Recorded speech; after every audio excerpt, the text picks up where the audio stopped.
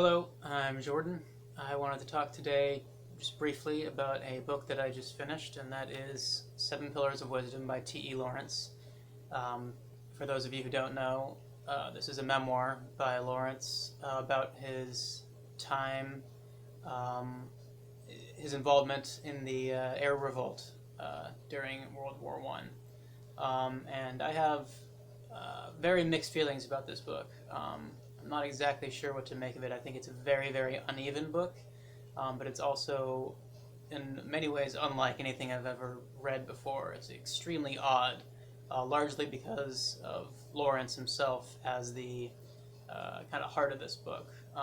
He is a deeply complex person, deeply intelligent person, and very enigmatic in that he contradicts himself deliberately, I think.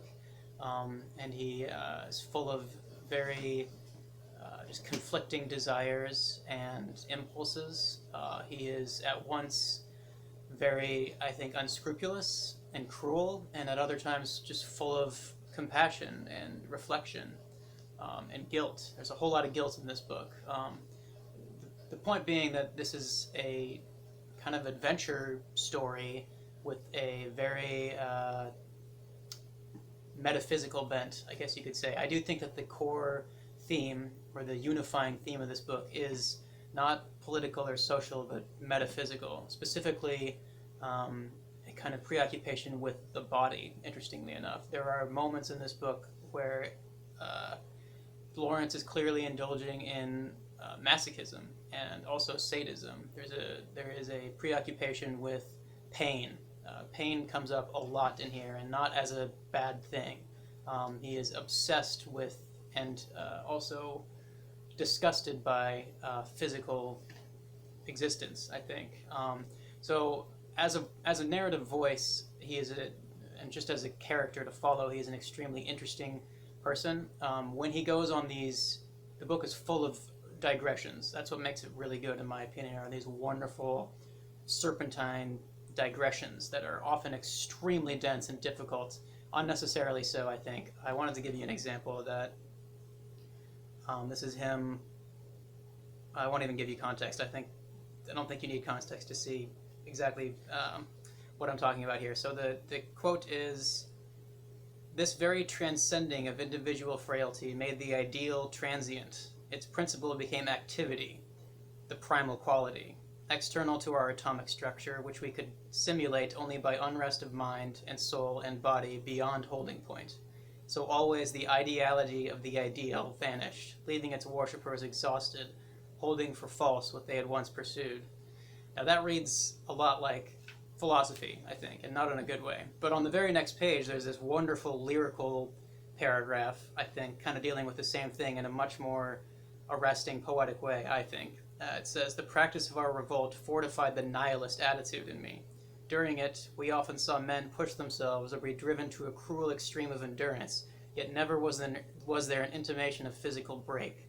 Collapse rose always from a moral weakness, eating into the body, which, of itself, without traitors from within, had no power over the will. While we rode, we were disbodied, unconscious of flesh or feeling. And when at an interval this excitement faded and we did see our bodies, it was with some hostility, with a contemptuous sense that they reached their highest purpose not as vehicles of the spirit, but when, dissolved, their elements served to manure a field." So passages like that, and particularly passages later on, the second half of this book I think is far superior to the first half, first of all. But in the second half there is a whole lot of self-doubt. And he has Lawrence as a character. I keep thinking of him as a character rather than a historical figure, because he kind of presents himself that way, I think, in this book.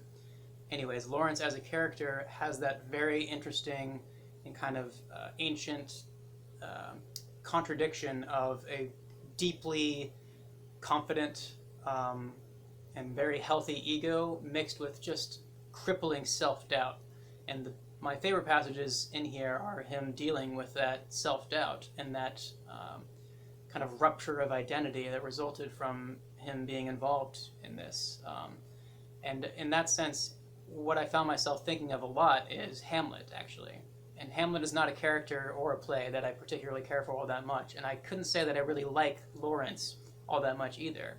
I don't think he's asking to be liked or forgived, but there is a navel-gazing kind of um, moral ambiguity throughout his ramblings, and I don't think it's ever quite resolved.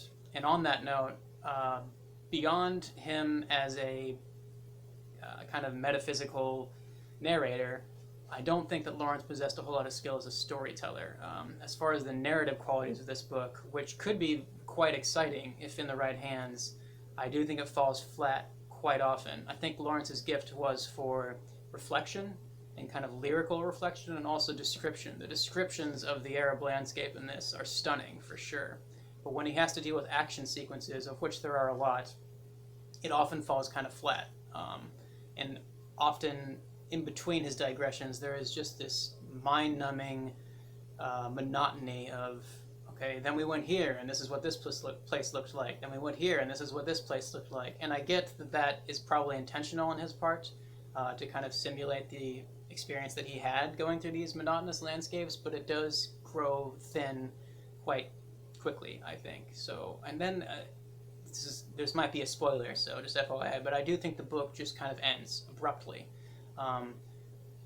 which was odd to me. I wasn't really expecting this to kind of build up to some sort of magnificent close, and it really doesn't. There are a couple arresting scenes at the end, but they don't really provide any kind of catharsis, which again may be intentional. There's a whole lot of unresolved issues in this person and in this book, but as a story, I don't think it works quite as well as perhaps he thought it did. So anyways, those are my thoughts on that. Oh, I did want to bring up that the reason I read this was because I'm a huge fan of the David Lean directed movie Lawrence of Arabia, which is loosely based on this. And the fact, when I read this and I saw how unruly it is as a story, it just made me respect that movie Lawrence of Arabia more, which is just such an elegant, perfectly structured movie. It does all of the things narratively that this book, I think, fails to do. And I also think that it really does touch on the more psychological themes that are covered in here in a very convincing way visually, which is, I think, probably very difficult to do. So I came away with even more respect for that film. And I did love the book, I really did. Well, I didn't love the book. I did really enjoy the book. I was intrigued by it. And I think as time goes on, I'll be thinking about this a lot more. And my opinion may change for the worse or the better, but it's certainly something I'm going to keep and probably read again someday. So anyways, sorry about that. I had a hard time collecting my thoughts before I made this video, and I just decided to kind of turn on the camera and go with it. So I hope it turned out okay. Let me know if you've read this, what you think of it, or if you've seen the film and you like it or don't. Yeah, thanks for watching. Have a good day.